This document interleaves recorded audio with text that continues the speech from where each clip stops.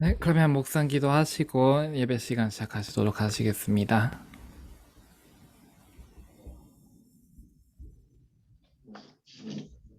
아멘. 예, 행복한 안식일입니다. 오늘도 이렇게 사랑하는 가족들 얼굴 볼 수 있어서 너무나 좋은데요. 저는 개인적으로 이번 주에 이제 학기가 맞춰지고 이제 학교가 끝나자마자 일터에서 일이 쏟아져가지고 참 일주일을 바쁘게 살았는데요. 그러한 가운데서도 하나님께서 이렇게 이끌어 주셔서 무사히 안식일 가운데 이렇게 다 같이 말씀 공부하는 시간 갖게 된 것을 참 진심으로 감사드립니다. 하나님께서 축복하여 주셔서 오늘 이 시간과 우리 각자의 장소 위에 하나님의 충만하신 성령의 이끄심이 있으시기를 진심으로 기도드립니다. 네, 우리 오늘도 이어서 계시록 연구를 하도록 할 텐데요. 우리 지난주에 계시록 14장을 마무리하였습니다. 이 계시록 14장 마지막에 나오는 이제 추수의 장면을 보면서 이제 계시록 14장을 마무리했는데요. 여기 잠깐 19절 말씀 찾으신 분 읽어주시겠습니까? 계시록 14장 19절.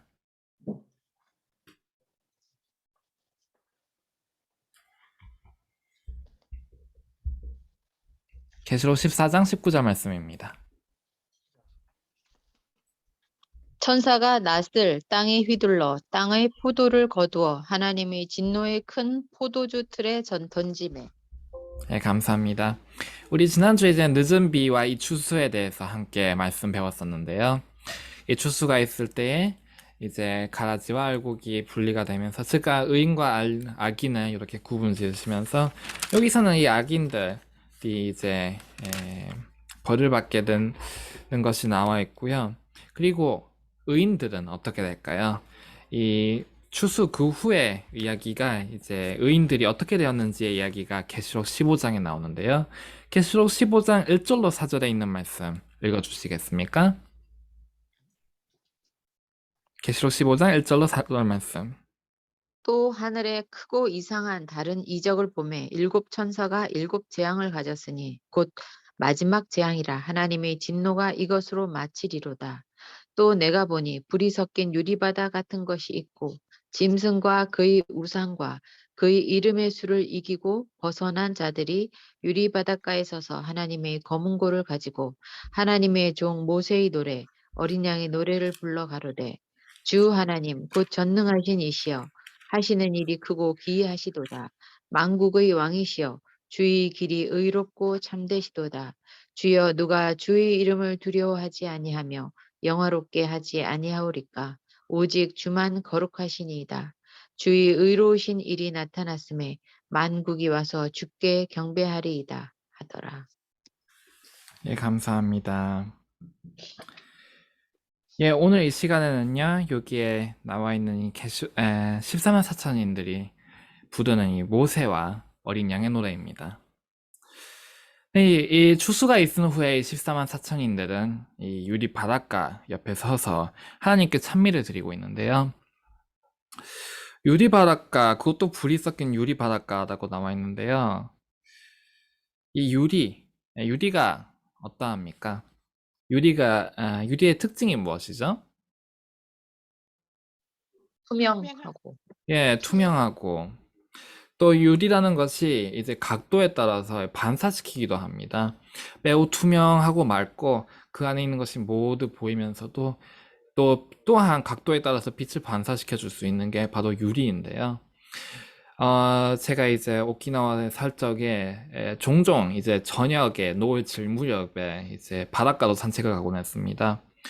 그러면 이제 햇빛이 이 바닷가에 쉬게 되면서 이, 이 잔잔한 파도에 반사되는 그 해양빛과 그 파도의 모습이 마치 유리에서 빛이 반사되는 것처럼 반짝반짝하던 그런 걸 기억을 하는데요.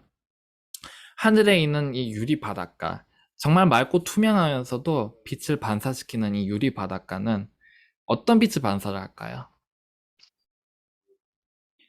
바로, 네, 그렇습니다. 하나님의 영광입니다. 우리 하늘에 가면 14만 사천인들은 이 유리 바닷가, 하나님의 영광을 반사시키는 정말 아름다운 그런 유리 바닷가 옆에 서서 하나님의 이름을 찬송하게 될 텐데요. 근데 그 노래에 이름이 있습니다. 무엇이라 나와 있죠? 어린 양의 노래.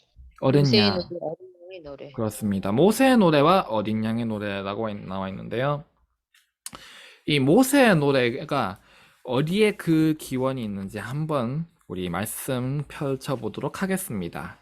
출애굽기 14장에 있는 말씀 보시겠습니다. 출애굽기 14장 2절로부터 있는 말씀입니다. 출애굽기 14장 2절 말씀.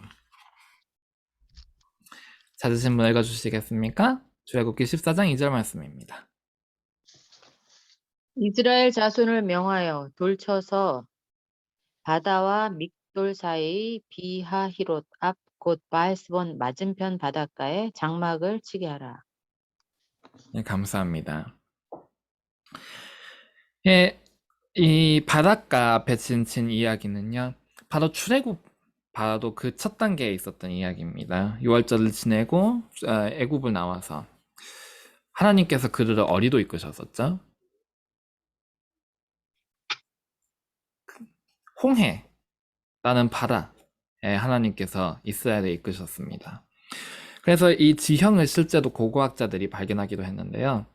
여기가 어떻게 된 지형이냐면 아주 좁은 골짜기가 있습니다. 이 좁은 골짜기를 지나면요, 갑자기 탁 트이면서 바닷가가 있는데, 근데 이 바닷가가 이 골짜기를 지나서 나온 바닷가다 보니까 그 골짜기가 옆으로 쭉 절벽처럼 펼쳐져 있습니다.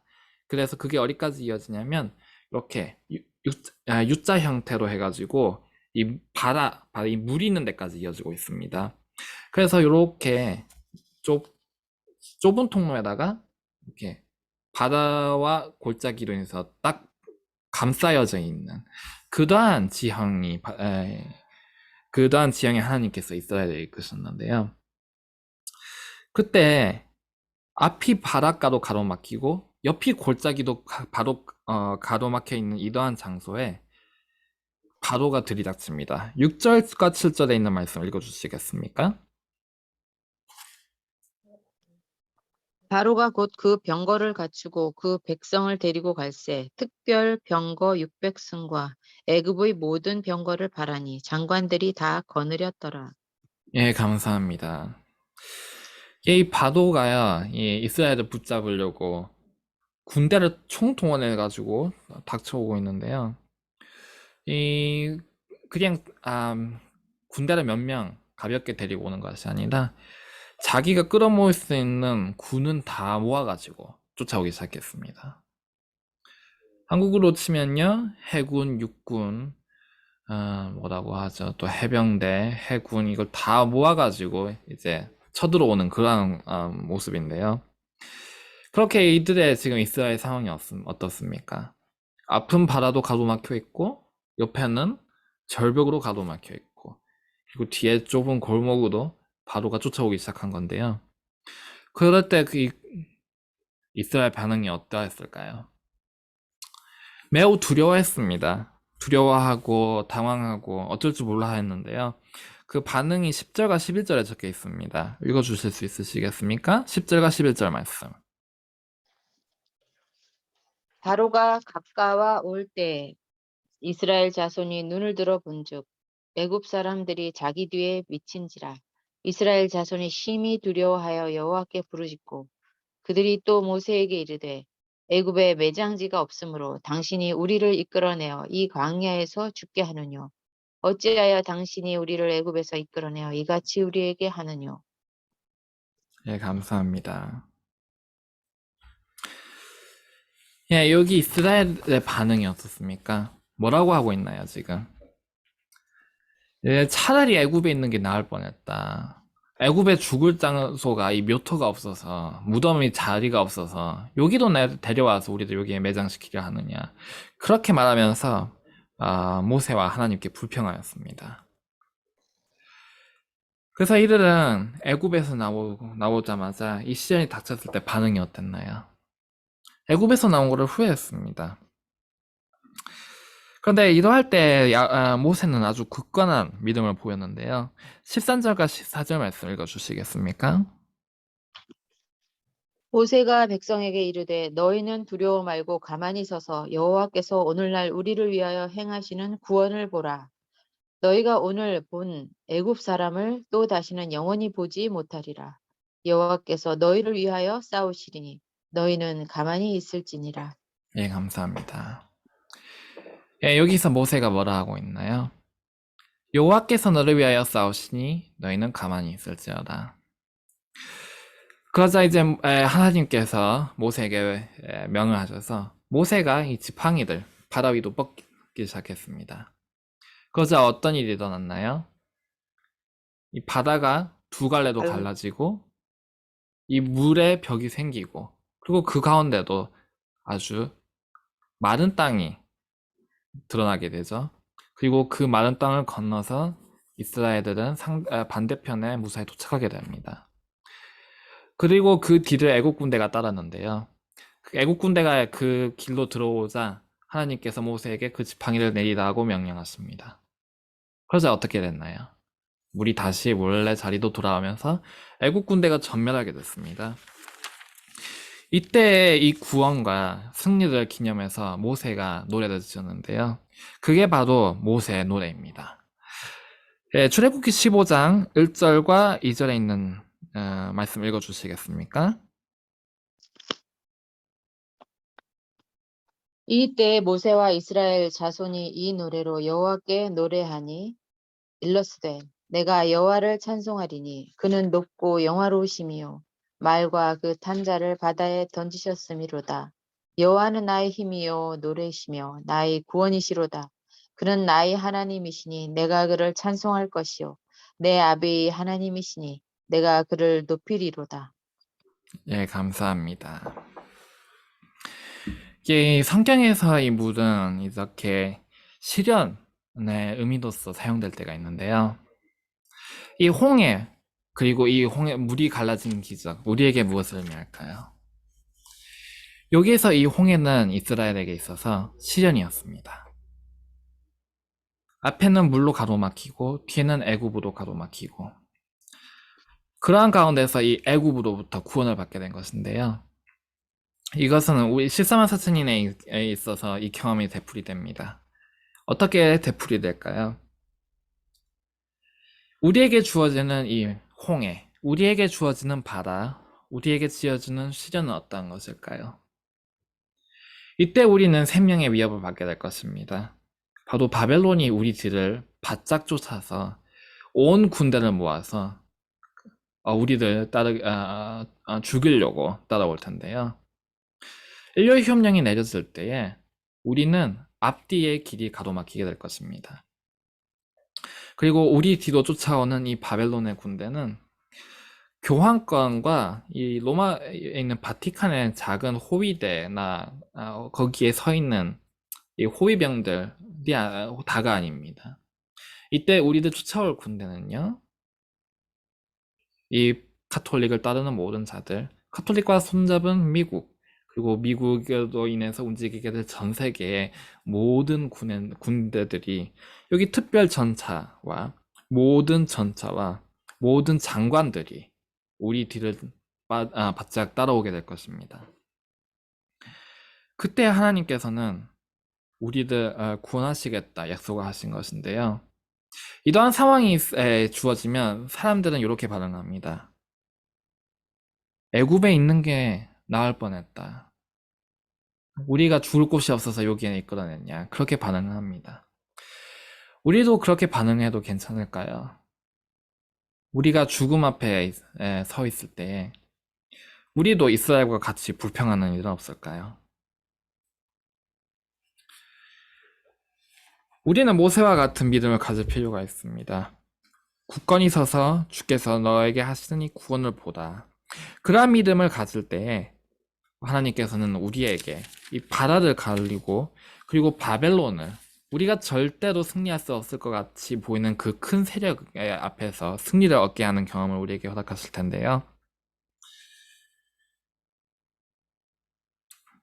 이 홍해를 건너는 이 경험은 우리에게 아주 특별한 의미를 가지고 있습니다.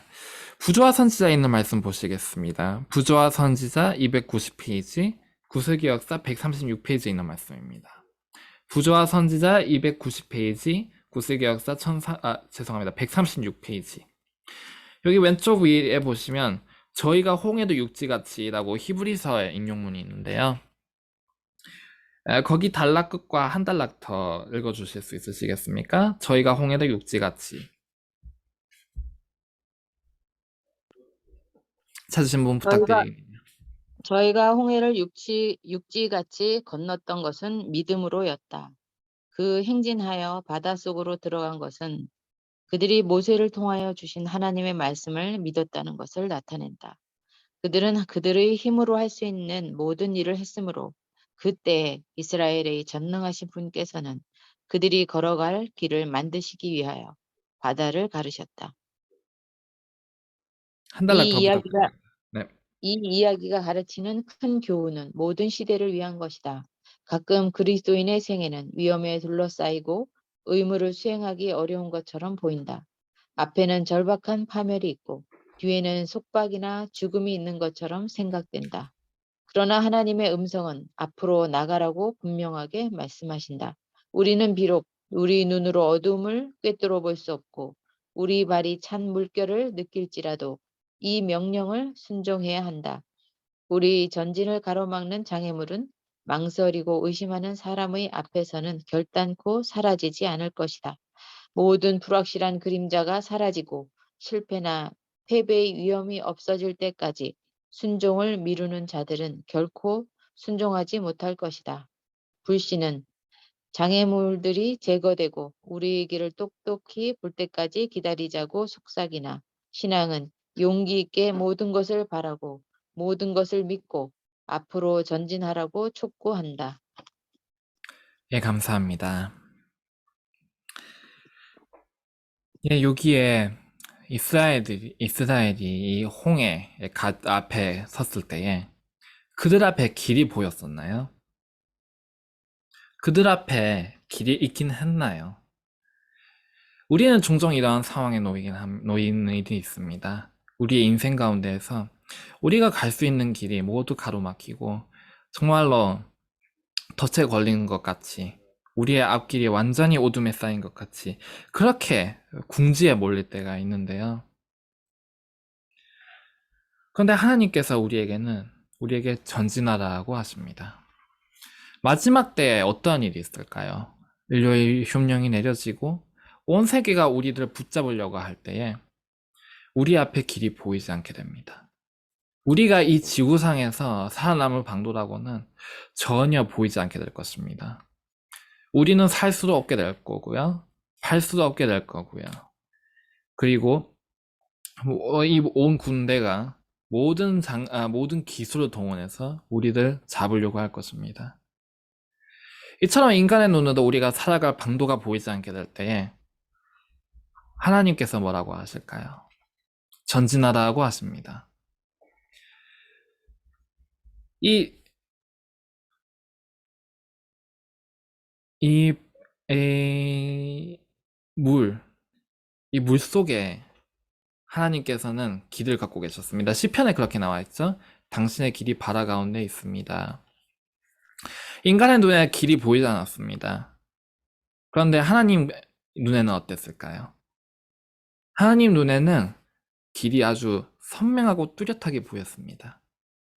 인간의 눈에 보이지 않을지라도 하나님 눈에는 그들이 나아갈 길이 뚜렷이 보이고 있었습니다.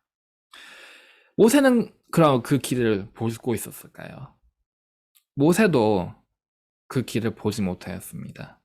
모세도 그 바다 밑에 길이 있는 줄을 상상도 하지 못했습니다.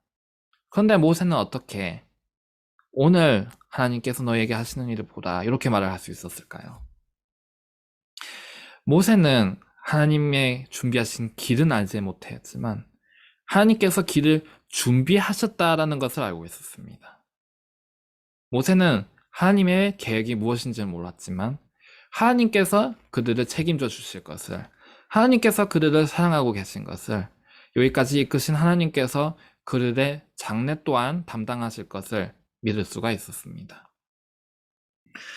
우리에게도 이 믿음이 필요합니다. 우리가 궁지에 몰렸을 때에, 우리 앞길이 보이지 않을 때에, 우리 앞에 죽음과 절망만 있는 것처럼 보일 때에 우리는 하나님께서 우리를 사랑하신다는 것을 기억해야 합니다. 하나님께서 우리에게 그간 행하신 자비들, 이때 모세가 이렇게 할 수 있었을 때 그의 마음속에 어떠한 추억이, 어떠한 기억이 남아 있었습니까? 애굽의 땅에서 이루어진 이 열 재앙들, 그 앞에 모세 앞에 나왔던 불타는 이 풀들, 모세의 지팡이가 뱀으로 그랬던 그 순간을 그는 모두 기억했습니다. 우리도 마지막 때에 이 홍해와 바벨론 사이에 가로막힐 때에 우리는 하나님의 자비하심을 기억해야 합니다. 하나님께서 우리 인생에 행하여 주신 그 기적들을, 하나님께서 우리에게 주신 그 사랑을, 그 자비를 이 순간에 기억해야 합니다. 그리고 우리가 그 길이 보이지 않더라도 하나님께서 우리에게 예비하신 것이 무엇인지 모를 때라도 우리는, 나는 그것이 무엇인지 모르나 하나님께서 나를 이끄실 것을 안다. 하나님께서 나를 담당하실 것을 안다. 하나님께서 길을 준비하신 것을 나는 안다. 그렇게 말할 수 있어야 합니다. 우리가 그렇게 얘기를 하고 우리가 전진을 할 때에 하나님께서는 이 홍해를 갈라주실 것입니다. 그리고 그 끝에서 우리는 모세의 노래들, 모세와 어린 양의 이 노래들 우리는 부를 수 있게 될 것입니다. 노래라는 것은 우리의 경험을 나타내는 것입니다. 저도 예전에 여러 번 저의 경험이 노래가 된 그러한 경험을 몇 번 함께 여러분들께 얘기해 드린 적이 있었는데요. 성경에서 이 노래라는 것은 종종 우리의 경험을 나타내는 그러한 표현으로 사용됩니다. 우리도 이 모세의 경험을 하게 될 것입니다. 그리고 그 끝에서 이 경험은 고통이 아니라 노래가 될 것입니다. 왜 이 경험이 노래도 나타나고 있을까요? 노래는 우리가 기쁨을 나타내는, 찬송을 하는, 하나님께 경배를 나타낼 때 쓰이는 것이 노래입니다.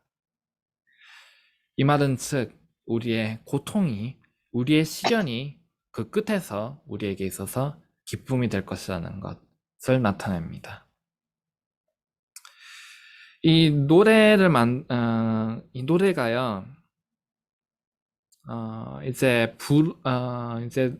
쭉 오랫동안 이어져가는, 몇백 년이 지나도 사라지지 않는 그런 명곡들을 자세히 들여다보면, 예를 들어서 베토벤의 월광 소나타라고 아주 잘 알려진 노래가 있죠. 거기에 보시면 불협화음이 조금씩 섞여 있습니다. 근데 너무 많이 섞인 것도 아니고 너무 적게 섞인 것도 아니고 적절하게 섞여 있습니다. 그리고 아주 자연스럽게 녹아들고 있는데요. 그렇기에 이 노래라는 것은 이 조화 속에서 불협화음이 적절하게 불협화음이 조화롭게 섞여 들어간 것이 우리가 지금까지 몇백 년 동안 이어져 내려오고 있는 그런 노래입니다. 이러한 노래는요, 우리의 인생을 어찌 보면 나타내 주는 것일 수도 있습니다. 우리의 인생 속에 우리가 이 시련을, 이 고통을 얼마나 잘 녹아내느냐에 따라서 우리의 경험이 아름다운 노래가 될 수 있는 것입니다. 만약에 노래에 따라 이제 세상 음악 가운데 보면요, 이제 불협화음을 전혀 안 쓰고 정말 단순하게 하는 곡들이 있습니다. 그러한 곡들은요, 금방 질리고 그 수명이 짧습니다. 반대로 불협화음만 잔뜩 섞여 있는 곡이 있는데요, 그러한 곡들은 정말로 시끄럽고 복잡하게 들립니다. 그런데 그게 아주 조화롭게 섞여 들어간 곡들은 이 베토벤의 이 월광 소나타와 같이 몇백 년이 지나도 우리에게 이어져 오고 있는데요. 그처럼 우리의 인생 가운데 이 시련을 얼마나 녹아내느냐에 따라서 우리의 인생이 노래가 될 수도 있고 아니면 단순한 소음이 될 수도 있습니다. 그리고 하나님께서는 우리에게 이렇게 얘기하십니다. 너의 노래를 내가 지을 수 있게 해달라. 너의 노래를 내가 작곡할 수 있게 해달라. 너의 노래를 내가 작사할 수 있게 해달라. 우리가 하나님의 손에 우리의 인생을 맡길 때에 우리의 노래를, 우리의 경험을 하나님의 손에 맡길 때에 우리의 노래는 모세의 노래가 될 것입니다. 불협화음이 나타날 때에, 홍해가 우리 앞에 나타날 때에 우리는 이 노래를 하나님께 내어 맡겨야 합니다. 우리가 하나님께 내어 맡길 때 하나님께서는 홍해를 가르칠 것이고 그 끝에서 우리도 하여금 모세의 노래를 부를 수 있게 해주실 것입니다. 그런데 이 시련뿐만이 아니다. 더 많은 의미가 있습니다. 우리가 싸우는 싸움, 이 시련이라는 것은 우리 바깥과 우리 사이에 일어나는 싸움인데요. 우리는 사실 싸움을 하나 더 하고 있습니다. 바로 우리 내면의 싸움인데요. 이 물은 우리 내면 속의 죄악, 우리의 연약함, 우리의 본성을 나타내기도 합니다. 우리의 본성이라는 건요, 정말로 이 큰 바다와 같아서 우리가 어찌 할 수가 없는 그런 것입니다. 그리고 우리가 바다의 이 움직임을 멈출 수가 있나요? 멈출 수가 없죠. 그만큼 우리를 휘어잡는 그러한 능력을 가지고 있는, 또 그러한 강한 힘을 가지고 있는 것이 바로 우리의 죄악입니다. 그렇게 이 홍해의 기적은요, 애굽, 바벨론, 다시 말해서 죄로부터 탈출하는 과정이기도 합니다. 하나님께서는 이 이야기를 통해서 우리에게 너의 죄로부터, 너의 연약함으로부터, 너의 바벨론, 너의 애굽으로부터 너희를 구원해 주겠다라고 약속하신 것인데요. 이것을 조금 더 잘 이해할 수 있는 이야기가 하나 더 있습니다. 우리가 이 모세가 뭐라 했었죠? 모세가 너희는 잠잠하여 하나님께서 일하시는 것을 보아라 라고 하였습니다. 이와 비슷한 말씀이 신약에서도 적혀 있는데요. 마가복음에 있는 말씀 보시겠습니다. 마가복음 4장 35절로 37절. 마가복음 4장 35절로부터 37절. 찾으신 분 읽어주시겠습니까?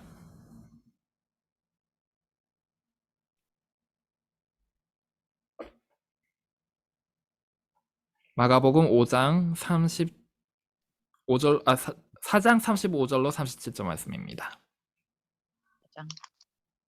그날 저물 때에 제자들에게 이르되 우리가 저편으로 건너가자 하시니 저희가 무리를 떠나 예수를 배에 계신 그대로 모시고 가매 다른 배도 함께 하더니 큰 강풍이 일어나며 물결이 부딪혀 배에 들어와 배에 가득하게 되었더라.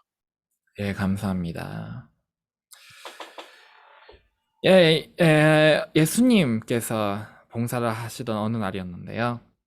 이제 제자들과 예수님께서는 배를 탔습니다. 그리고 이 배를 타고 이 호수를 건너는 가운데 큰 폭풍우가 일어나면서 이 배가 이제 곧 침몰할 지경에 이르기까지 됐습니다. 그동안 제자들은 정말 열심히, 또 노련한 어부였죠. 정말 어릴 때부터 이 배 위에서 그의 인생을 지냈던 그런 사람들이었는데요. 그 사람들이 정말 열심히 이 폭풍우와 싸우고 있었습니다. 이 물을 퍼내고 또 이 배를 운전을 하고 또 얼마나 그 기술이 좋습니까? 그런데 그들이 아무리 노력을 해도 배는 조금씩 가라앉기 시작했고 이제 조금 있으면 침몰할 지경까지 이르렀습니다. 그때 예수님께서 무엇을 하고 계셨습니까? 이때 예수님께서 무엇을 하고 계시는지 38절 말씀 읽어주시겠습니까? 예수께서는 고물에서 베개를 메시고 주무시더니 제자들이 깨우며 가로되 선생님이여 우리의 죽게 된 것을 돌아보지 아니하시나이까 하니. 예, 감사합니다. 예, 이때 정말로 절체절명의 목숨이 왔다 갔다 하는 이 순간에 예수님께서 무엇을 하고 계셨죠? 잠을 주무시고 계셨습니다. 정말로 편안하게 아무렇지도 않게 잠을 주무시고 계셨는데요. 이때 예수님께서 어떻게 이렇게 편안하실 수가 있었을까요? 이때 예수님께서 편안하실 수 있었던 것은 모세가 가졌던 그 믿음과 같은 믿음이었습니다. 하나님께서 이 폭풍을 가라앉게 해주실 것이라는 그 믿음, 예수님께서 갖고 계셨기에 그분께서는 이리 편안히 계실 수가 있었는데요. 그때 제자들이 예수님을 깨웁니다. 일어나서 우리를 도와주십시오. 그러자 예수님께서 일어나서 그를 도우셨는데요. 39절 말씀 마지막으로 읽어주시겠습니까? 39절 말씀입니다. 예수께서 깨어 바람을 꾸짖으시며 바다더러 이르시되 잠잠하라 고요하라 하시니 바람이 그치고 아주 잔잔하여지더라. 네, 감사합니다. 제가 이제 개인적으로 이 성경 말씀 중에 가장 좋아하는 성경절이 4장 39절 말씀이기도 한데요. 어디 가서 제일 좋아하는 성경절이 무엇이냐 물어보면 마가복음 4장 39절이라고 대답합니다. 이 4장 39절 잠잠하다 고요하다 하시니 이 폭풍우가 가라앉았다고 나와 있는데요. 우리가 외부의 싸움과 이 시련 가운데 싸우고 있을 때 우리는 종종 우리 힘으로 싸우려고 합니다. 그러나 우리가 우리 힘으로 싸우려고 하면 할수록 어떻게 될까요? 마치 홍해와 애굽인 사이에 사로잡혔던 이 이스라엘 사람들과 같이 무력함만 느낄 뿐입니다. 우리 눈에 길이 보이지 않고 우리 배는 침몰할 뿐입니다. 그런데 예수님께서 잠잠하다 고요하라. 우리가 예수님께 도움을 구할 때 예수님께서는 이렇게 대답을 해주시고 예수님의 이 한마디면 모든 폭풍우가 가라앉게 됩니다. 예수님의 한마디면 홍해가 갈라지고 우리에게 보이지 않았던 그 길이 하나님에게만 보이지 않았던 그 길이 우리에게 실현되게 되는 것입니다. 그런데 이 폭풍우 아까 말씀드렸다시피 우리의 시련 즉 우리의 외부의 싸움뿐만이 아니라 우리의 내부의 싸움 또한 우리에게 교훈으로서 주고 있는데요. 시대의 소망에 있는 말씀 보시겠습니다. 시대의 소망 336페이지, 구세기 역사 733페이지입니다. 시대의 소망 336페이지, 구세기 역사 733페이지. 여기 왼쪽 제일 아래쪽에 보시면 태풍을 잔잔하게 하신 이적 가운데 라고 나와 있습니다. 여기서부터 한 단락 찾으신 분 읽어주실 수 있으시겠습니까? 태풍을 잔잔하게 하신 이적 가운데. 태풍을 잔잔하게 하신 이적 가운데는 또 하나의 영적 교훈이 있다. 각 사람의 경험은 오직 악인은 능히 안정치 못하고 요동하는 바다와 같으니라. 내 하나님의 말씀에 악인에게는 평강이 없다 하셨느니라. 는 상경의 말씀의 진리를 증거한다. 우리 평화를 파괴하는 것은 죄다. 자아가 정복되지 않을 때 우리는 쉼을 얻을 수 없다. 인간의 힘으로는 마음을 지배하는 격정을 다스릴 수 없다. 제자들이 성난 폭풍을 잔잔하게 하는데 무력하였던 것처럼 우리도 이 점에는 무력하다. 그러나 갈릴리 바다의 큰 물결을 향하여 잔잔하라고 말씀하신 그분께서는 각 사람에게 평안하라고 하신다. 태풍이 아무리 격렬할지라도 주여 구원하소서라고 부르짖으면서 예수께 돌아오는 자들은 구원을 얻을 것이다. 영혼을 하나님과 화목시키는 그분의 은혜가 인간의 격정으로 인한 분란을 잔잔하게 함으로 그분의 사랑 안에서 마음은 평안함을 얻는다. 네, 네, 성탄 거기까지 읽으면 괜찮겠습니다. 감사합니다. 여기에서 읽으셨다시피 이 파도라는 것은 이 외부의 시련뿐만이 아니라 우리 안에 있는 이 죄, 우리의 연약함을 나타내는 것입니다. 여기 뭐라 적혀 있었죠? 인간의 힘으로는 마음을 지배하는 격정을 다스릴 수 없다. 제 아들이 성난 폭풍을 잔잔하게 하는데 무력하였던 것처럼 우리는 이 점에는 무력하다. 우리의 마음속에 있는 죄, 연약함이라는 것은 우리의 생각보다 강합니다. 정말로 이 우리의 죄라는 것은 우리들 붙잡고 우리들 흔들 수 있는, 우리들 휘저을 수 있는 정말로 큰 힘을 가진 것이 이 죄라는 것인데요. 그러한 우리의 안에 죄를 볼 때 우리는 내가 이것을 어찌할 수 있을까? 내가 이것을 극복할 수 있을까? 그렇게 생각을 하게 되고 결국에는 포기하게 됩니다. 그런데 이것은 우리가 우리만 그런 것이 아니다요. 이 모든 인간의 마음속에는 이 죄라는 것이 그만큼 큰 영향을 가지고 있습니다. 우리 각자 모두 우리 안에 하나씩 우리가 다스릴 수 없는 그러한 파도도 하나씩 가지고 있는데요. 저도 이제 종종 이제 어른들께서 저에게 이제 격려차 이제 좋은 말씀을 해주시려고 할 때 얌전하다라든지 조용해 보인다 이런 말씀을 해주시곤 합니다. 그런데 이 사람이 정말 외향적이든 내향적이든 이게 표출이 되든 아니면 이제 은밀한 곳에 행하여지든 우리 모두 하나씩 큰 연약함을 가지고 있는데요. 다른 사람이 알든 모르든 하나씩 꼭 가지고 있습니다. 저도 하나 큰 연약함이 있고요. 이 연약함이라는 것은 정말 저의 이 전부를 휘저을 수 있는 저의 뿌리도부터 저의 이성까지 모두 지배할 수 있는 그러한 큰 위력을 가진 것입니다. 밖에서는 보이지 않을지라도 저의 속에서는 그것이 폭풍으로서 일어나고 저의 모든 것을 흔들고 정말로 격정으로서 일어나고 이것을 잔잔하게 하려고 할 때 저는 정말 무력한 존재가 됩니다. 그런데 이때 주신 하나님의 약속은 무엇인가요? 잠잠하라, 고요하라. 예수님의 말씀으로 그 모든 것이 고요해질 수 있습니다. 그처럼 우리 계시록 처음에 시작할 때 서론에서 우리 예수님의 모습을 배울 때에 우리는 예수님을 두 가지 측면에서 보게 될 것이라고 배웠습니다. 나의 하나님과 우리의 하나님. 우리 외부의 시련에 있어서 우리와 함께 해주시는 우리의 하나님과 또 우리 예수님, 그리고 나의 마음속에 이 죄와 싸울 때 함께 해주시는 나의 예수님, 나의 옆에 계시는, 나의 마음속에, 나의 곁에 바로 계시는 이 나의 예수님, 이 두 가지 모습을 모두 배우게 될 것이라고 배웠습니다. 제가 이 이야기를 정말로 좋아하는, 이 갈릴리의 폭풍의 이야기를 좋아하는 또 한 가지 이유가요. 이때 예수님께서 배에서 주무시고 계셨다는 것입니다. 예수님께서는 신의 아들이셨습니다. 만약에 원하셨다면 멀미나게 굳이 배에서 주무시지 않고 공중에 떠 있을 수로 가능하셨습니다. 예수님께서도 파도 위를 하셨잖아요. 충분히 공중에 떠서 정말 흔들리지 않고 편안하게 주무실 수도 있으셨습니다.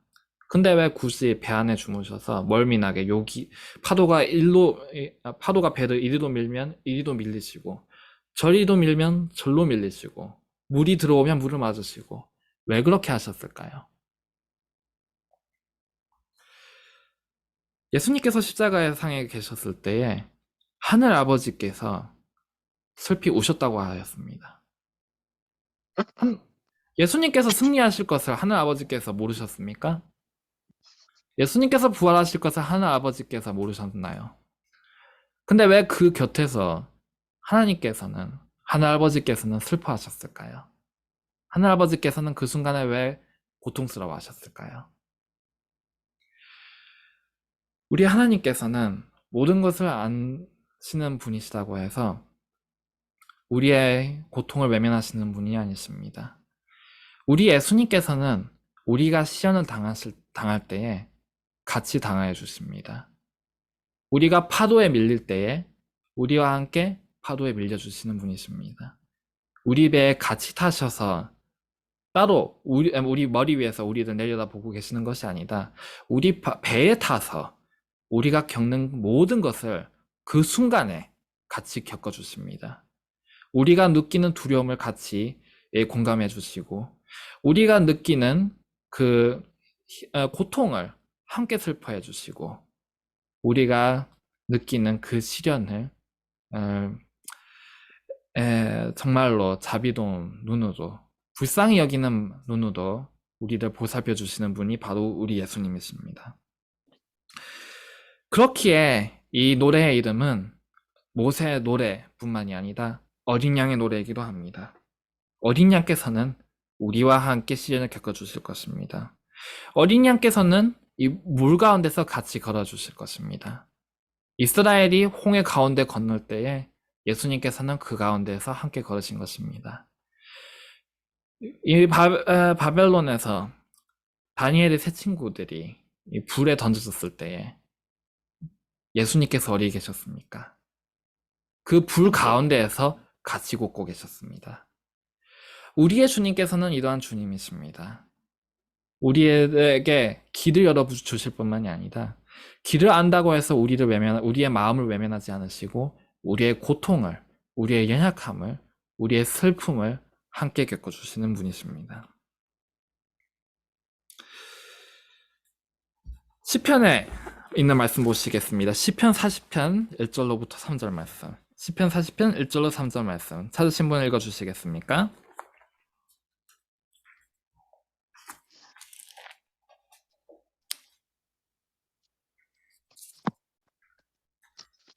시편 40편 1절로 3절 말씀.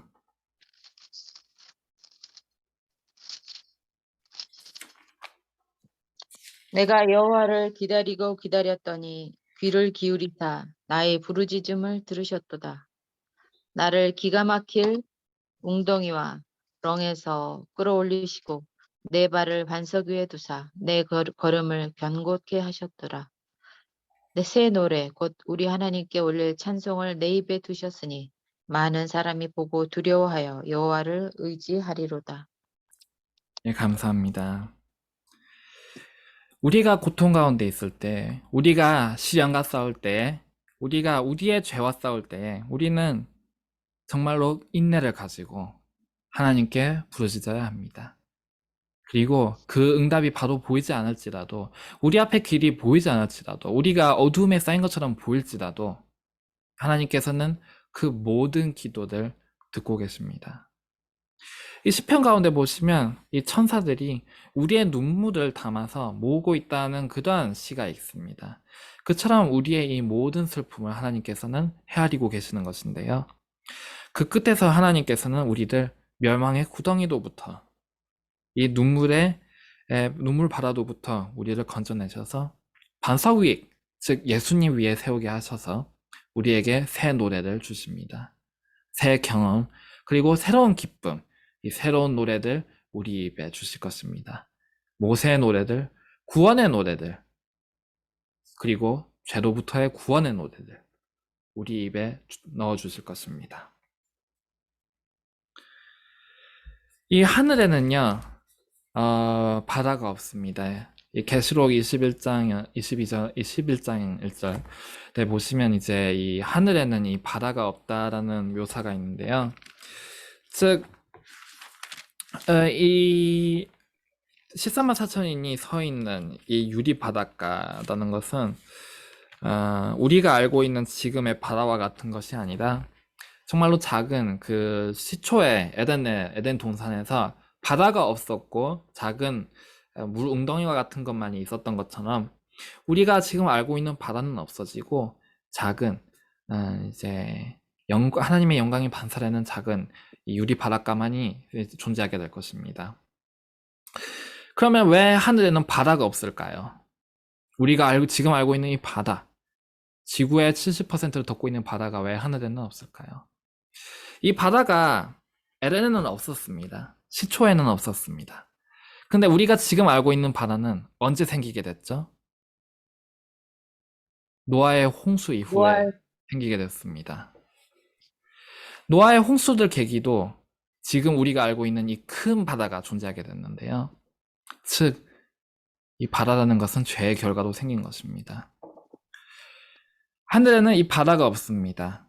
우리가 알고 있는 이 시련, 우리가 겪고 있는 이 슬픔, 그리고 우리가 가지고 있는 죄와 연약함이라는 것은 우리가 하늘에 갔을 때 더 이상 존재하지 않게 될 것입니다. 우리는 이 바다를 건너야 합니다. 우리는 폭풍우를 맞아야 하고 이 바다 가운데에 뚫려 있는 길을 통과해야 합니다. 그러나 우리가 그 길을 통과할 때에 우리가 모세와 어린 양의 노래를 부르게 될 때에 더 이상 바다는 우리가 알고 있는 바다는 없게 될 것입니다. 우리가 알고 있는 시련, 우리가 알고 있는 죄, 우리가 알고 있는 바다는 없어지고 단지 하나님의 영광을 반사하는 이 유리바다가 불에 섞여 있는 것 같다 했죠? 왜 불일까요? 하나님의 영광을 반사하기 때문에 마치 불에 섞여 있는 것 같이 보이는 것입니다. 그처럼 하나님의 영광을 나타내는 이 바다만이, 새로운 바다만이 남아있게 될 것입니다. 이제 구속의 역사 135페이지, 부조와 선지자 289페이지에 있는 말씀을 하나 보도록 하겠습니다. 구속의 역사 135페이지, 부조와 선지자 289페이지. 여기 왼쪽 아래 보시면 여호와의 영광을 이라고 있습니다. 여기에 모세의 노래에 대한 화입 부인의 자세한 설명인데요. 여호와의 영광 우리에게 돌리지 마옵시고, 여기서부터 한 단락 읽어주시겠습니까?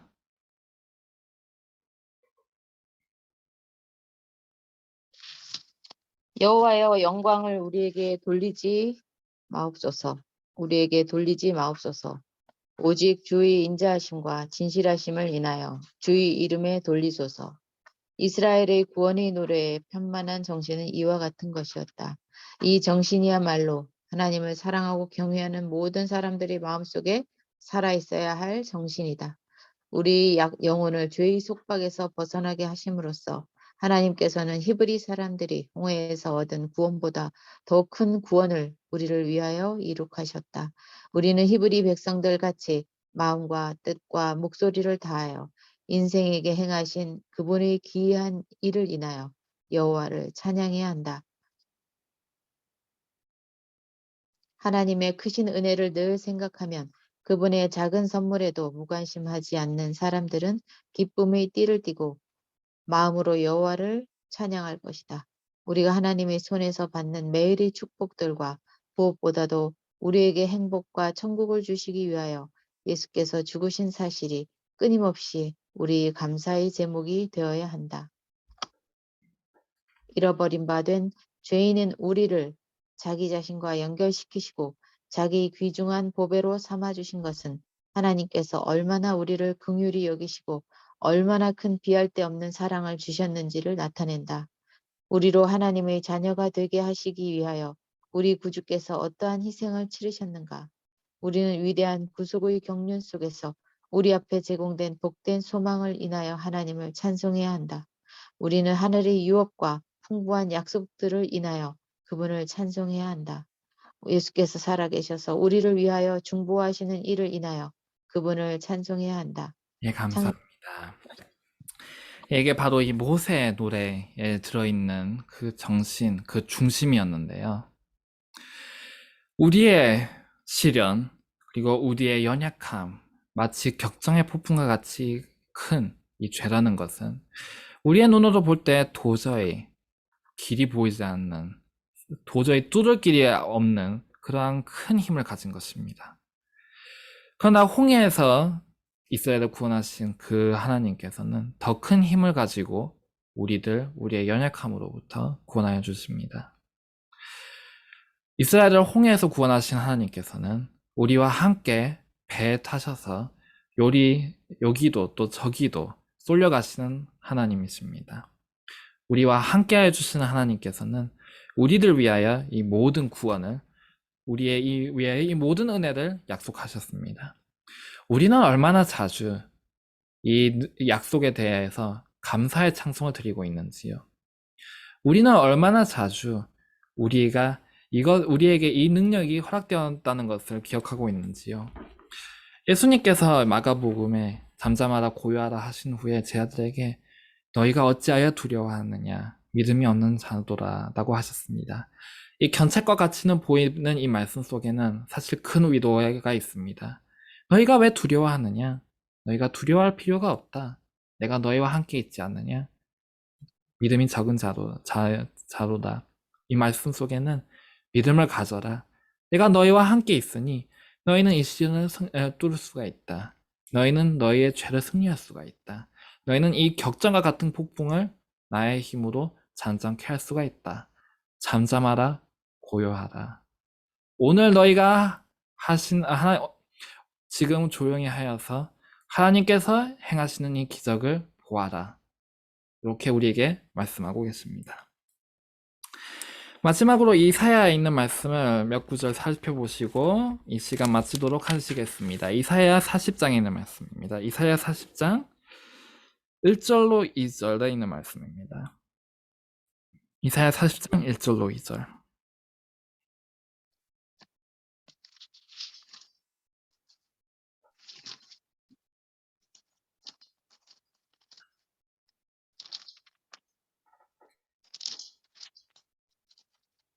너희 하나님이 가라사대 너희는 위로하라. 내 백성을 위로하라. 너희는 정다이 예루살렘에 말하며 그것에게 외쳐 구하라. 그 복역의 때가 끝났고 그 죄악의 사함을 입었느니라. 그 모든 죄를 인하여 여호와의 손에서 배나 받았느니라 할지니라.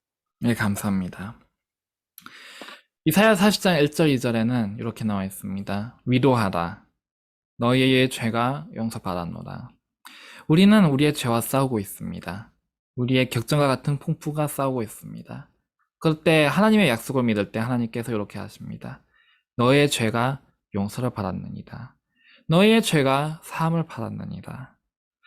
그리고 이사야는 10절과 11절 말씀에서 이 하나님의 사랑이 얼마나 큰지를, 하나님의 자비하심이 얼마나 부드러운지를 우리에게 나타내 보입니다. 10절과 11절 말씀 읽어주시겠습니까? 보라 주 여호와께서 장차 강한 자로 임하실 것이요 친히 그 팔로 다스릴 것이라. 보라 상급이 그에게 있고 보응이 그 앞에 있으며 그는 목자같이 양무리를 먹이시며 어린 양을 그 팔로 모아 품에 안으시며 젖 먹이는 암컷들을 온순히 인도하시리로다. 네, 감사합니다. 여기서 예수님께서 목자로 나오고 계십니다. 즉, 배에서 우리와 함께 고통을 당해 주시는 예수님. 우리에게 용서를 보이시고 그 다음에 20절과 11절에서 예수님께서는 나는 너희에게 이만큼이나 가까이 있노라. 너희 바로 옆에서 너와 함께 있노라. 너희를 나의 품에 안고 있노라. 나는 너와 이만큼이나 가까이 너와 함께 모든 것을 겪고 있노라. 이렇게 말씀하고 계십니다. 그리고 이어서 12절과 26절 말씀 읽어주시겠습니까? 12절과 26절 말씀입니다. 22절이요? 예, 12절과 26절입니다. 12절, 16절. 12절, 26절. 조금 간격이 12절? 있습니다. 아, 누가 손바닥으로 바닷물을 헤아렸으며 뼘으로 하늘을 재었으며 땅의 티끌을 배에 담아 보았으며 명칭으로 산들을 간칭으로 작은 산들을 달아 보았으랴. 26. 너희는 눈에 높이 들어 누가 이 모든 것을 창조하였나 보라. 주께서는 수요대로 만상을 이끌어내시고 각각 그 이름을 부르시나니 그의 건세가 크고 그의 능력이 강함으로 하나도 빠짐이 없느니라. 예, 감사합니다. 예, 우리 옆에서 우리의 목자처럼 우리와 배에 함께 타셔서 우리와 같이 고통을 당하시는 나의 하나님께서는, 그리고 또 여러분의 하나님께서는 이처럼 하늘을 측량하시고 산을 측량하시고 땅을 측량하시고 바다를 측량하시고 해를 움직이시고 달을 움직이시고 이 별들을 지으신, 우리가 눈을 들어볼 때 보이는 이 모든 것을 창조하신 하나님이십니다. 이사야는 우리에게 나의 하나님, 나와 함께 계신 하나님을 보인 후에 우리의 하나님, 이 모든 만물을 만드신 정말로 큰 힘을 가지신 이 예수님을 우리에게 보여줍니다. 홍해를 가르시고 그리고 이 폭풍으로 잠잠하게 하신 그 힘 있는 하나님을 우리에게 나타냅니다. 그리고 이 힘을 모두 너를 위해서 주겠다. 너와 함께하기 위해서 이 힘을 사용하겠다라고 약속해 주십니다. 그리고 마지막으로 27절로 31절에 있는 말씀 읽어주시겠습니까? 마지막으로 27절로 31절 말씀입니다. 야곱아, 내가 어찌하여 말하며 이스라엘아, 내가 어찌하여 이르기를 내 사정은 여호와께 숨겨졌으며 원통한 것은 내 하나님에게 수리하심을 받지 못한다 하느냐? 너는 알지 못하였느냐? 듣지 못하였느냐?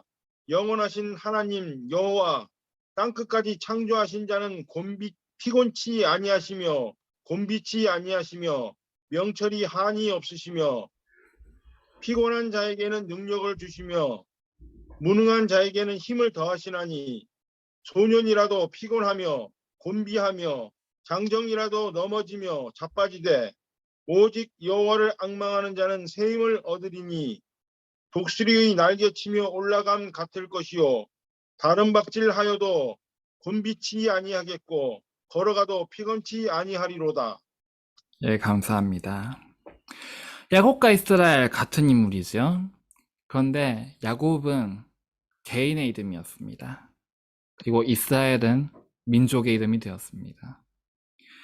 야곱 곧 나 개인에게 하나님께서 이렇게 말씀하십니다. 어찌하여 너의 길이 나의 앞에 감춰졌다 하느냐? 너희는 못 듣느냐? 내가 창조주니이다. 그리고 창조주인 내가 해와 달과 별을 만들고 또 움직이는 내가 연약한 자와 함께하는 하나님입니다. 너의 곁에 있는 나가 내가 바로 이 큰 능력을 가진 하나님입니다. 그리고 이스라엘의 하나님, 우리의 하나님께서는 이렇게 말씀하십니다. 이 모든 것을 만들고 모든 것을 다스리는 힘 있는 나는 너와 함께하는, 너와 모든 것을 같이 겪는, 너의 연약함을 불쌍히 여기고 그것을 인하여 눈물을 흘리는 너의 하나님입니다. 그러므로 나와 함께하여라. 나를 바라보아라. 오늘 잠잠하여서 내가 하나님인 줄을 알라. 우리가 그것을 이해를 할 때 하나님께서는 우리도 걸어도 피곤치 않게 하여 주시고 우리가 독수리와 같이 하늘을 날 수 있게 해주실 것입니다. 우리가 하나님께서 우리의 하나님이 되시고 또 나의 하나님이 되실 때에 우리는 모세와 어린 양의 노래를 부르게 될 것입니다. 하나님께서 축복하여 주셔서 우리 함께 홍해를 건너고 그리고 폭풍우가 잠잠하게 되는 그 경험을 하여서 우리 다 함께 이 새로 만들어진 유리 바닷가 옆에서 어린 양과 모세의 노래를 함께 부르는 우리 사랑하는 식구들이 되도록 진심으로 기도드립니다.